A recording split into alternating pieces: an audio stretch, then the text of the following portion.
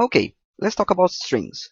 Let's define a string first. A string is a sequence of characters, meaning letters, numbers, and other characters like the dollar sign, or spaces, or punctuation marks, enclosed by single quotes, double quotes, or even triple quotes when spanning multiple lines. So, let's define a string and assign it to a variable.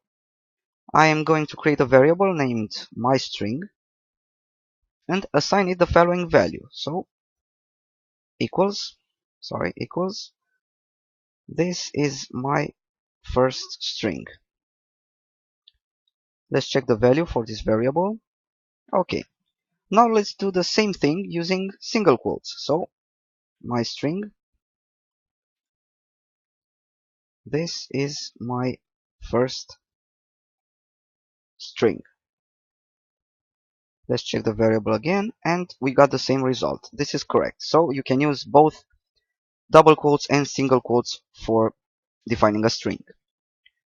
Now, what do we need triple quotes for? Well, we need them when we want to enter a string on multiple lines.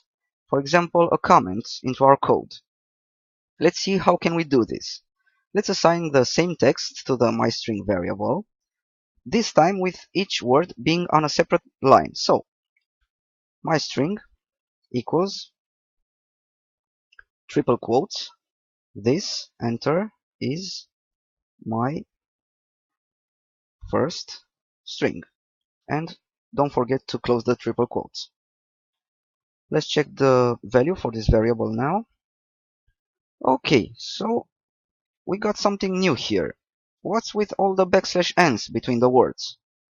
Well, they are called new line characters and they signal a new line being created at that particular point in the string. Okay, so how can we get rid of them? Don't worry, it's simple. We just have to add a backslash wherever we want a new line to be inserted. So let's test this. myString equals triple quotes, this, and the backslash is backslash my first string, and close the triple quotes. Now let's check this again. So myString, and we got rid of the \n's. This is what we wanted in the first place. Cool. Now let's talk about indexing, and this applies to other data types also. Python uses indexes to mark the position of an element within a sequence of elements. Strings are also sequences of elements, and those elements are the characters in the string. The first element of a sequence, when counting from left to right, has the index 0. Then the second element has the index 1, and so on. When counting backwards from right to left, the first index will be -1, so the last letter in a string will always have index -1. And the next letter from right to left will have index -2, and so on. Indexes are enclosed by square brackets whenever we want to access some letter of a string. So let's see this in practice. Let's create variable string1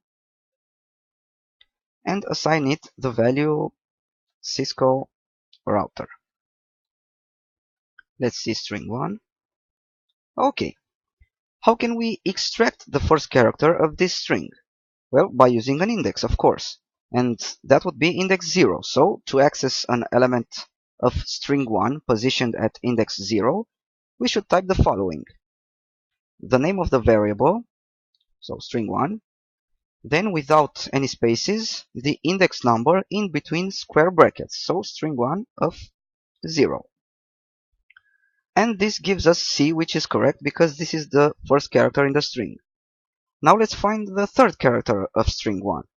What index should we use? Well, index 2, right?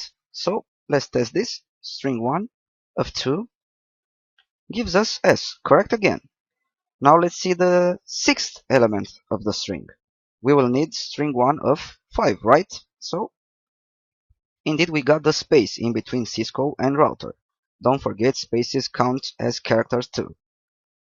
Now for the negative indexes. Let's access the last character in the string. We will use index -1. So string1 of -1 returns R, which is indeed the last character in the string. What about string of -4? Who would that be? Well, let's count. We have R -1, E -2, T -3, and U -4. So the letter U should have index -4. Let's check this. String 1 of -4.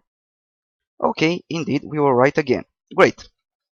One more thing on indexes. What if we enter an invalid index for our string? First, let's find the length of our string. So for this, we will use a function which is called len. This counts how many characters are in the string and returns the number of characters to us. So let's use the len function. So len of string 1. This is how you use it. You specify the variable name in between the parentheses. So len of string 1 returns 12. So we have 12 characters in our string. Great. Now back to the first question. What happens if we enter an invalid index? Well, let's try it. String 1 has 12 characters, so counting from left to right, the last character should have the index 11, right? Let's test it. So string 1 of 11 is indeed R. So this is equivalent to string 1 of -1. Okay. Now let's see what happens if we enter string 1 of, let's say, 20. So string 1 of 20. Well, we get an error. Let's celebrate. It is the first error that we see in this course. Now let's read the error text. It says index error. This is the type of the error. There are many types of errors in Python, and we will go through the most common ones later in the course. Now let's continue reading this error.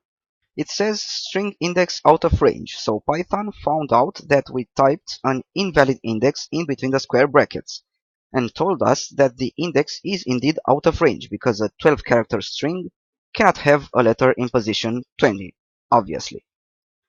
Now it's time to have a look at some string operations to help us work with this data type.